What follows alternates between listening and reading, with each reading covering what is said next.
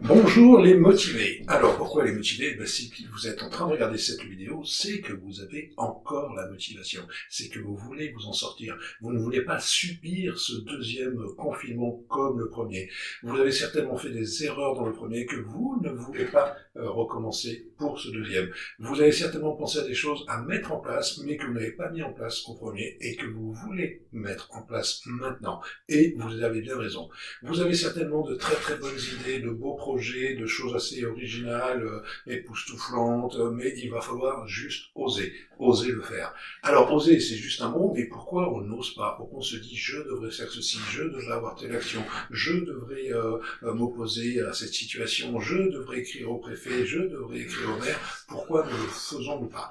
Simplement parce que nous avons ce qu'on appelle un manque de confiance en soi, qu'elle est à l'estime de soi. Alors tout ça n'est pas de votre faute, hein. L'estime de soi est liée à l'environnement, c'est-à-dire quand on était petit, la façon dont on les a encouragés ou pas, est-ce qu'on vous a valorisé ou pas valorisé, donc on a créé une forme d'incertitude, d'inquiétude. Donc on va pas faire de psychose, que tout ça va nous emmener dans du pathos négatif. Moi je suis là aujourd'hui pour vous apporter plutôt des solutions positives. Alors, nous allons quand même parler de confiance en soi. Et si je vous dis là tout de suite, est-ce que vous pouvez me certifier que vous avez 100% confiance en vous? Il y a très peu qui vont faire un petit coucou pour me dire moi. Et forcément, et je vais vous dire, c'est plutôt sain de ne pas se surestimer. Alors, entre ne pas se surestimer et ne rien faire, il va falloir trouver le juste milieu. Alors, comment on fait pour avoir à nouveau confiance en soi? Vous allez déjà faire une chose très simple, vous allez prendre une feuille blanche et vous allez lister tout ce que vous pensez ne pas avoir bien fait pendant la première phase de confinement. Vous savez, tout ce que vous n'avez pas osé faire ou tout ce que vous avez mal fait.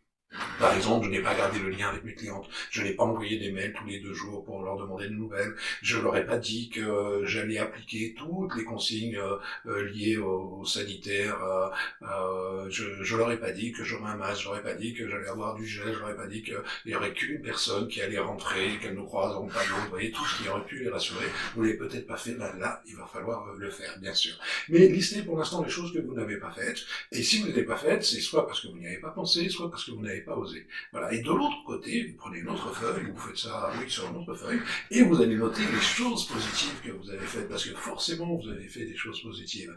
Et notez tout ce que vous avez fait. Voilà. Une fois que vous avez fait négatif, positif, vous allez prendre un briquet, alors attention, ne mettez pas le feu dans votre maison, et vous allez brûler la partie négative. Voilà, c'est négatif, on oublie, on passe à autre chose, on se focalise sur le positif, sur l'avenir, sur la réussite.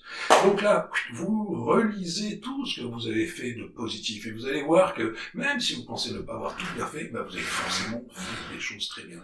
Donc relisez-les, vous allez voir, ça va vous gargariser, ça va vous redonner de la confiance en vous. Pareil, vous rentrez à la maison le soir, enfin en ce moment vous rentrez, vous êtes censé être à la maison, mais voilà, en fin de journée vous allez faire la même chose, c'est-à-dire que vous allez lister sur une feuille ce que vous avez fait de pas bien dans la semaine et ce que vous avez fait de très bien dans la semaine. Ce que vous avez fait mal fait, pareil, on jette, poubelle, on déchire, voilà, on peut déchirer aussi, ça fait du bien de déchirer, de le jeter, voilà. Et par contre, tout ce que vous avez fait de positif, ça vous allez le garder comme votre feuille pour la partie professionnelle. Et puis vous allez les mettre dans une boîte à chaussures, vous allez les mettre dans un tiroir, et dès que vous n'avez pas le moral, vous allez les ressortir, et vous allez les relire. Et là, vous allez voir, c'est un peu comme les photos de vacances. Vous savez, on a fait plein de photos de vacances, quand on rentre de vacances, on les regarde un petit peu, mais pas trop, et quand on les regarde 6 mois après, 1 an après, on se dit, oh mais mon Dieu, c'était génial. Et en fait, on va apprécier les vacances pendant qu'on regarde les photos 1 an après. Mais ça nous fait du bien, ça nous met du baume au cœur, ça nous redonne la motivation, ça nous redonne envie de partir en vacances. Donc là, ça va être un peu la même chose. Prenez l'habitude de lister les choses positives que vous faites dans une journée. Et le soir, avant de vous endormir, plutôt que d'être sur la liste des courses, le ménage, la machine à laver, revisualisez les choses positives que vous allez faire. Et vous avez le droit de vous auto-congratuler. C'est congratuler. Très difficile pour moi à dire.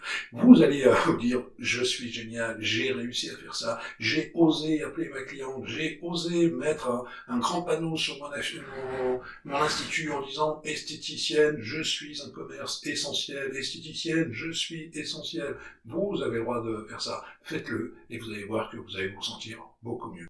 Je vous invite à le faire dès maintenant.